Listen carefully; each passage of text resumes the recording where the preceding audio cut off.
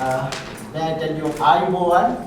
That is a traditional way of Sri Lankan greeting, meaning may you live long, right? After the lunch, I think you can be mindful, right? Especially after lunch. I'm Prasanna from Sri Lanka, one of the beautiful islands in the world. And it's a great pleasure for me to be here to address you all at the 20th Congress, Euro Congress on Psychiatrists and Psychologists. And let me share some experiences that I gained, on my research work. That is in our approach to mindfulness-based therapies, based on the Buddhist concept of mindfulness. What do you really mean by mindfulness? Have you ever practiced mindfulness? Yes. In your life? Yeah? Yeah? So we all have practiced to a certain level even, right? And it is something about, what is it? Awareness? Yeah, this way. Something about awareness, something about consciousness, something about being in the present moment. Yeah, basically. And so most of us have this experience. So we call it monkey mind. Our mind goes here and there all the time. Some cannot stay in one place. It's like a monkey, jumping one tree to the other. So when you become a mindfulness practitioner, you really be able to control your mind, of course. And in the world, the people have developed a lot of interventions based on this theory. So mindfulness is considered as the third wave in the behavioral therapies in the world. You cannot forget Professor John Kabat-Zinn when you talk about mindfulness, because he is considered as the pioneer in this field. He has put forward a considerable, fairly good definition for mindfulness. It is paying attention in a particular way, on purpose, in the present moment and non-judgment. It is non-evaluative awareness to one's inner and outer environment, according to Professor Kabat-Zinn. Right? You think non-judgment. And mindfulness is an emerging field in modern psychology. Number of studies on therapeutic interventions have been conducted in the world. Mindfulness-based interventions and MBIs have become very efficacious as a mode of treatment. Increasing number of research are conducted worldwide to test its efficacy. Now, when you look at this graph, you can see this is published in the American Mindfulness Research Association in 2017. So you can see a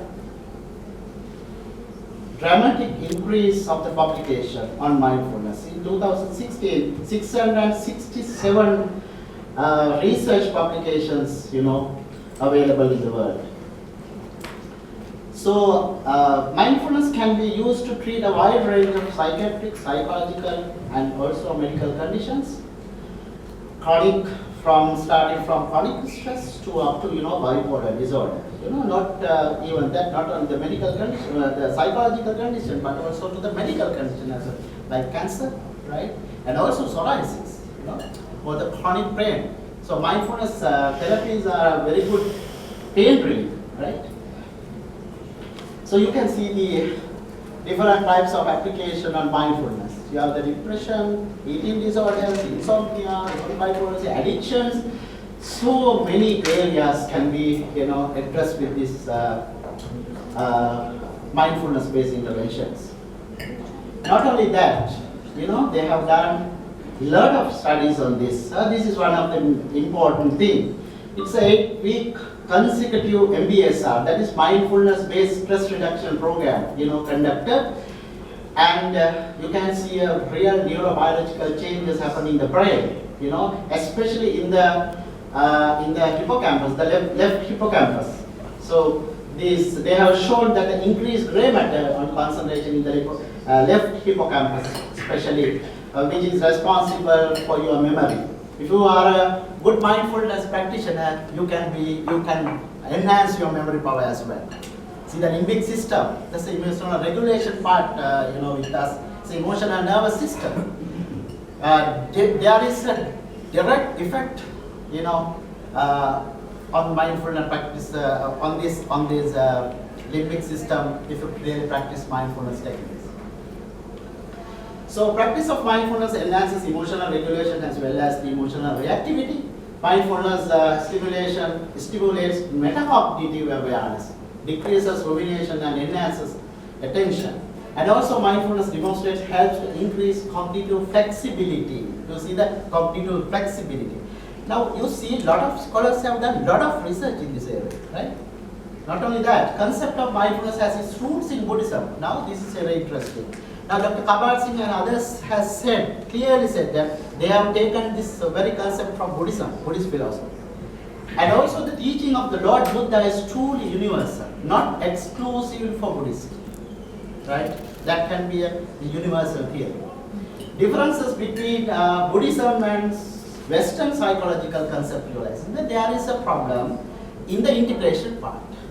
That is, they have noticed that. So how you conceptualize in the East and the West, there can be a conceptualization differences. And also it is important not to lose the effectiveness in real mindfulness as in the philosophy when implementing. So that is another good finding. Integration of the concept of mindfulness has been successful to a certain degree. There's no question about that because we have good results. However, it does not demonstrate the profundity of mindfulness as in Buddhism. There are gaps. The attempts taken to integrate the original Buddhist concept of mindfulness into therapy have rather narrowed down, and the real concept that it may have hindered the use of its full potentiality. That is the Professor Theo Neuber. I met him personally also. We discussed about the same thing because he has done a meta-analysis on this, and then he has pointed out this, this very concept. That's why I am also inspired to, look into this. When I met Professor Theo Neuber, who inspired me, I should be thankful to him as well. And also it is not surprising that differences emerge because of the differences in conceptualizing Buddhism and the Western perspectives. The process of development, implementation and assessment of mindfulness is with many conceptual pitfalls. There are missing parts. Also, Samuel 2014, the real concept of Buddhism has subjected to major rewriting, under the influence of the present time. Many of the vital aspects in the Buddhist philosophy have been missed or rather ignored in the process of adapting the very concept into the contemporary practice. There are increasing number of questions regarding the real meaning of the methods used in contemporary practice as given in the original Buddhist context.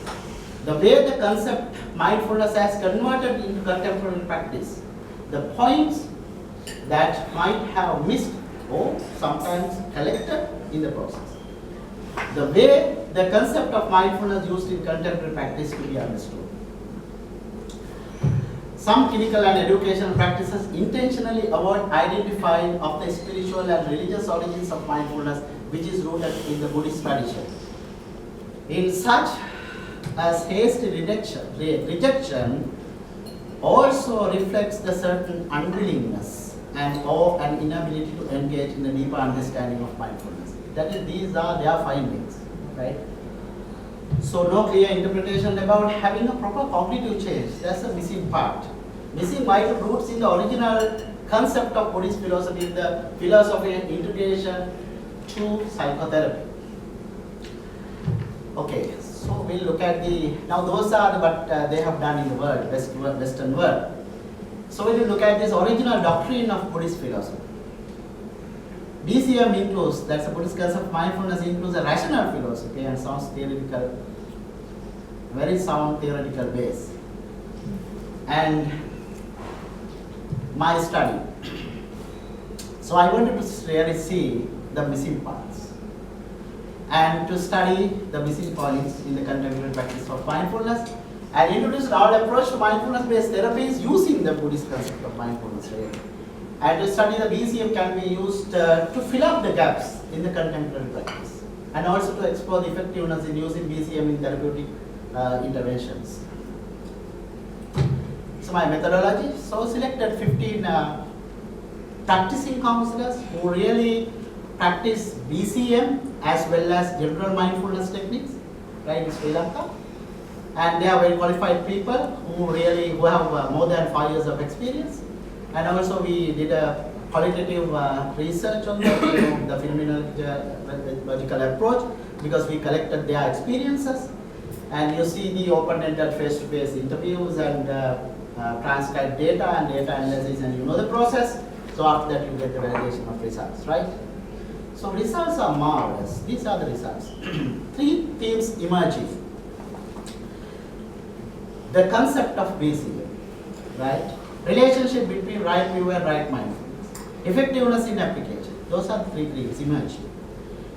Now here, of course, in Buddhism, now we don't speak about mindfulness alone. It is right mindfulness. May I repeat? Right mindfulness. There are 2 concepts evolving together, cannot be detached. Right view and right mindfulness. That is the finding. And also the second point is here, right view is a prerequisite to achieve right mindfulness. Right? Without right view, we cannot talk about right mindfulness. So that is the finding. And also you have more consolidated results. When you see what happened in the process of treatments, we experience a lot of relapses. Yeah. So in this way we can stop it, because you have a cognitive change part, changing. So what is this right view according to Buddhism? Seeing the world in the right way, meaning that there's a wrong way also, right? Refers to the understanding and acceptance of the realistic nature of existence. This includes everything. The realistic nature of the world is explained through Trilakshana. That is another theory. Trilakshana is a Pali word. You know the Pali language. The Buddhist texts are available. The original texts are available in Pali language. Pali, right? So what is Trilakshana? 3 characteristics of existence, right? So here we come to a very important point that I want to emphasize here. What are the 3 areas? Anicca, those are Pali words. Excuse me for that. We will have the discussion. Anicca is a Pali word, Dukkha is a Pali word, and Anatta is a Pali word. Those are 3 Pali words. So it's a high advanced theory. Anicca is what? The meaning is things do not happen according to one's wish or desire. And the second part is suffering created through the nature of being anicca. Third part is worthless. Now see, so I'll give you an example. Now you all are having a phone in your hand, okay? You all have phones, okay? Now what is this phone really, right? It can be breakable, yeah? If you drop it right, you may lose it at any point, okay? And also it is undergoing a decaying process, which is inevitable. If you really think that the phone belongs to you, yes, superficially yes, but it's not really belong to you. It is beyond your control. Ultimately, one day you may lose your phone. Now when you look at so what is living here? You see, yeah, everybody has experienced it. Yeah? You, me and everybody. So one day we will be like this. Okay? So look at your body. What is happening to your body? It's changing all the time. That is beyond your control. That is anicca. If you try to stop it, if you do not understand it, if you cling on that, if you have very firm attachment on that, you are liable to suffer. That is where the unsatisfactoriness is coming up. That's the underlying process. Right? It sounds very philosophical, but that is the truth. Okay? So being mindful, what is right mindful then? So you have the right view, right? We don't need a lot of time to explain about this. But I think this is enough. So with the right mindfulness, you have the right view, you have the right mindfulness, right? So be mindful about the real nature of the world. So this can be applicable to anywhere, right? Not only for Buddhists. Now this is applicable to worldwide, anywhere in the world. Truly this is universal, okay? The path towards cessation from all suffering. Now see the relationship between right view and right mindfulness. The path towards cessation from all sufferings begins from the right view. Right view is a prerequisite for right mindfulness. I told you earlier as well. Without the right vision, no right mindfulness can exist. So I tried to develop something special. Yeah. Another definition for easier, of course. Right mindfulness begins with comprehension of the realistic nature of the existence, that is right view, and engage in mindfulness practice in the systematic process, aiming at cessation for all suffering. That is a long way to go. But there's another special word here, the Noble Eightfold Path. Have you heard of this? Right view. There are steps. There are 8 steps to be followed. And after that only the right mindfulness comes in. You cannot isolate the mindfulness without these steps. You understand? So that's another theory. So I have summarized that for your convenience. That is where the treatment process is happening, you know. We start from here. The person is in a low view. That is, he doesn't understand the true nature of existence. Doesn't have the understanding. And then because there are a lot of unsatisfactoriness, suffering, depressed, everything is there. Then we'll have an initial discussion with the person. First of all, we let him to relax. That is, without relaxation, you can't do this. Yeah. And then have the initial discussion with empathy, you know, and so on. And you have to use all these psychological techniques as well. And then we help the person to come to this stage, right view. That is through relaxation, according to Buddhism. The person is able to understand the true existence of himself, the things what is happening, even about the disorder. Right? Disorder is also changing. Say for example, cancer. So if you have cancer, it's changing all the time. Right? It's not static, you know. The cancer will not give you happiness or unhappiness. That is very controversial, you know. The things will not give you happiness or unhappiness. It is you who create all that. The problem here is now you cannot see it, you know, so objectively. So that's the problem.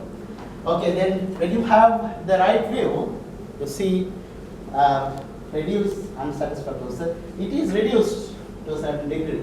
And then really here, you know, after this only you here really start the right mindfulness practice. There's a long way to go. Yeah, it may take many years sometimes, right?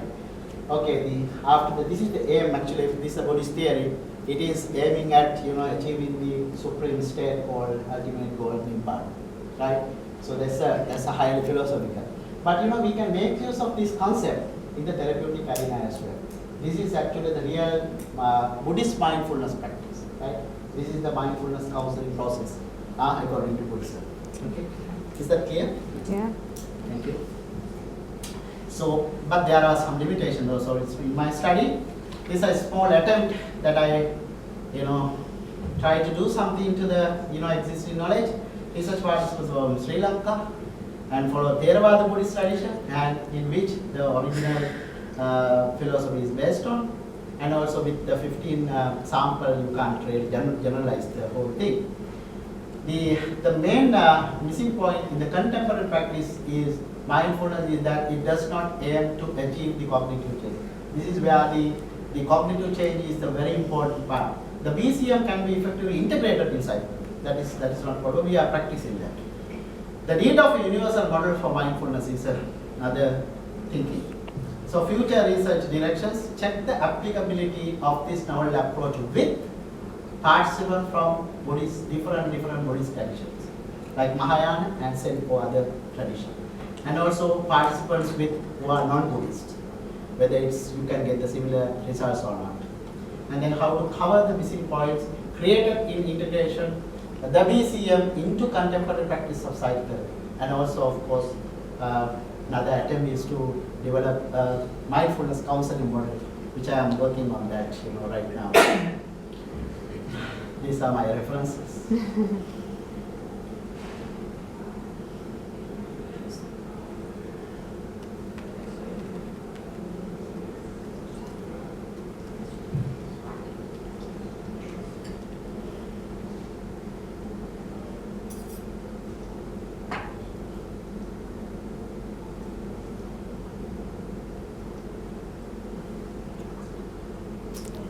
Thank you very much. That's a cute name. Any questions? Wow. What is this? Question and answers. Questions and answers. Mindful. This is quite interesting.